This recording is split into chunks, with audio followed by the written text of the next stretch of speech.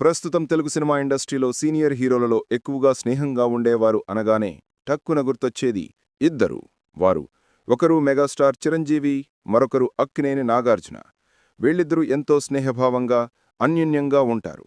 మిగతా హీరోల విషయంలో స్నేహభావం కనిపించదు. అయితే చిరంజీవి, నాగార్జున వీళ్ళిద్దరూ సీనియర్ హీరోలే.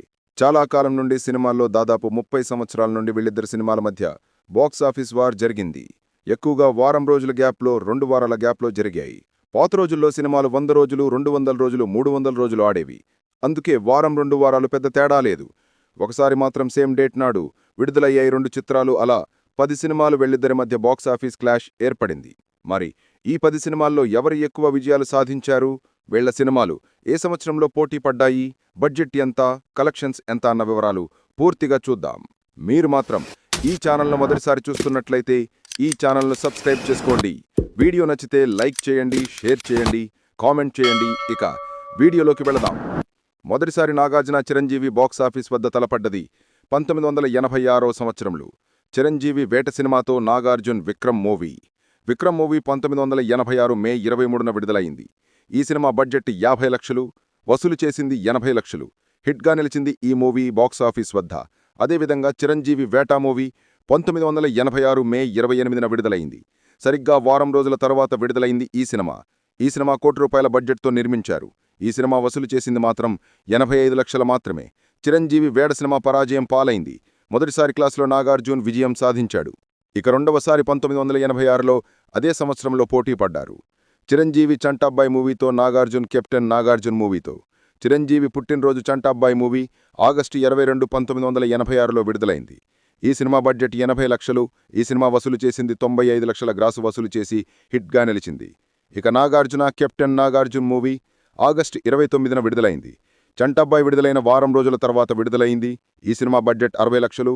ఈ సినిమా వసూలు చేసింది 45 లక్షలు మాత్రమే. బాక్సాఫీస్ వద్ద ఫ్లాప్గా నిలిచింది. రెండవసారి మాత్రం చిరంజీవి విజయం సాధించాడు. ఇక మూడవసారి 1987లో చిరంజీవి దొంగ 3 చిత్రంతో, అలాగే నాగార్జున అరణ్యకాండం మూవీతో తలపడ్డారు. నాగార్జున అరణ్యకాండం మూవీ 1986 డిసెంబర్ 29న విడుదలైంది. ఈ సినిమాను 90 లక్షల బడ్జెట్తో నిర్మించారు. ఈ సినిమా వసూలు చేసింది 73 లక్షల కలెక్షన్స్. ఈ సినిమా బాక్సాఫీస్ వద్ద ఫ్లాప్గా నిలిచింది. అయితే చిరంజీవి దొంగ 3 మూవీ అరణ్యకాండ విడుదలైన 10 రోజుల తర్వాత విడుదలైంది.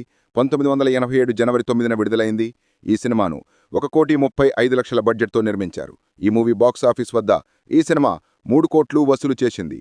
బాక్సాఫీస్ వద్ద భారీ హిట్గా నిలిచింది. మూడవసారి చిరంజీవి విజయం సాధించాడు. ఇక నాలుగవసారి 1988లో బాక్సాఫీస్ వద్ద పోటీ పడ్డారు.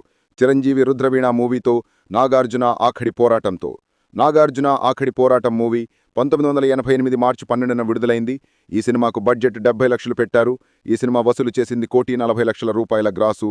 భారీ విజయం సాధించింది. 1988లో అత్యధిక కలెక్షన్స్ వసూలు చేసిన చిరంజీవి యముడుకు మొగుడు సినిమా తర్వాత 2వ స్థానంలో నిలిచింది ఈ మూవీ. ఇక చిరంజీవి రుద్రవీణ మూవీ మార్చి 4న విడుదలైంది. 80 లక్షల బడ్జెట్ ఈ సినిమాకు అయింది. 60 లక్షలు మాత్రమే వసూలు చేసింది. బాక్సాఫీస్ వద్ద ఫ్లాప్గా నిలిచింది. 4వసారి నాగార్జున విజయం సాధించాడు. ఇక 5వసారి చిరంజీవి ఖైదీ నెంబర్ 786తో, అదేవిధంగా నాగార్జున మురళీకృష్ణుడు మూవీతో పోటీ పడ్డారు. 1988లో చిరంజీవి మూవీ ఖైదీ నెంబర్ 786 జనవరి 10, 1988లో విడుదలైంది. ఈ సినిమాకు బడ్జెట్ 85 లక్షలతో నిర్మిస్తే ₹1,20 లక్షల గ్రాస్ వసూలు చేసింది. ఈ సినిమా బాక్సాఫీస్ వద్ద సూపర్ హిట్గా నిలిచింది. అదేవిధంగా నాగార్జున మురళీకృష్ణుడు మూవీ మే 31, 1988లో విడుదలైంది. ఈ సినిమాకు బడ్జెట్ 78 లక్షలు. ఈ సినిమా వసూలు చేసింది 95 లక్షలు వసూలు చేసి హిట్గా నిలిచింది. 5వసారి ఇద్దరు విజయాలు సాధించారు. ఇక 6వసారి 1989లో చిరంజీవి అత్తకు యముడు, అమ్మాయికి మొగుడు సినిమాతో, నాగార్జున విజయ్ మూవీతో బాక్సాఫీస్ వద్ద పోటీ పడ్డారు. చిరంజీవి అత్తకు యముడు, అమ్మాయికి మొగుడు మూవీ జనవరి 4, 1989లో విడుదలైంది. 1989 ఇయర్లో ఇండస్ట్రీ హిట్గా నిలిచింది అత్తకు యముడు, అమ్మాయికి మొగుడు మూవీ. ₹2 కోట్ల బడ్జెట్తో నిర్మించిన ఈ చిత్రం ₹9.5 కోట్ల గ్రాస్ వసూలు చేసింది. 3 కోట్లకు పైగా లాభాలు పొందింది. 2,71 లక్షల టికెట్లు అమ్ముడుపోయాయి. అదేవిధంగా నాగార్జున విజయ్ మూవీ జనవరి 19న 1989లో విడుదలైంది. ఈ సినిమా బడ్జెట్ ₹1,10 లక్షలు. ఈ సినిమా బాక్సాఫీస్ వద్ద 80 లక్షలు వసూలు చేసి ఫ్లాప్గా నిలిచింది. 6వసారి చిరంజీవి విజయం సాధించాడు. ఇక 7వసారి 1990లో చిరంజీవి కొండవీడు దొంగతో, నాగార్జున ప్రేమయుద్ధం మూవీలతో పోటీ పట్టారు. చిరంజీవి కొండవీడు దొంగ మూవీ మార్చి 9, 1990లో విడుదలైంది. ఈ సినిమా ఫస్ట్ 7M స్క్రీన్లో విడుదలైన సినిమాగా రికార్డులకెక్కింది. ఈ సినిమా బడ్జెట్ 2,30,00,000 రూపాయలు. ఈ సినిమా బాక్సాఫీస్ వద్ద 5,60,00,000 రూపాయలు వసూలు చేసింది.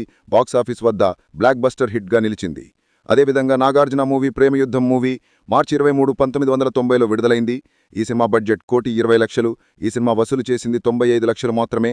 ఈ సినిమా బాక్సాఫీస్ వద్ద ఫ్లాప్గా నిలిచింది. 7వసారి చిరంజీవి విజయం సాధించాడు.